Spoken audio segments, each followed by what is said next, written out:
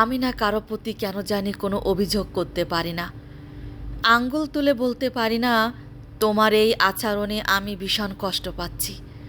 এটাও বলতে পারি না আমার সাথে অমনভাবে কথা বলো না, যার কারণে অনিচ্ছায় আপনা আপনি আমার চোখের জল চলে আসে।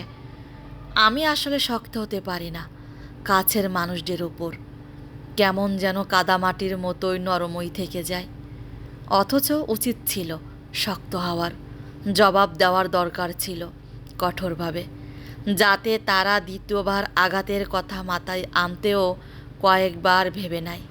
কিন্তু আফসোস, ওই যে পারি না। কাদামাটি বললাম নিজেকে, যার কারণে বুঝেও সোজা হয়ে দাঁড়াতে পারি না, ভেঙে আমাকে পড়তেই হয়।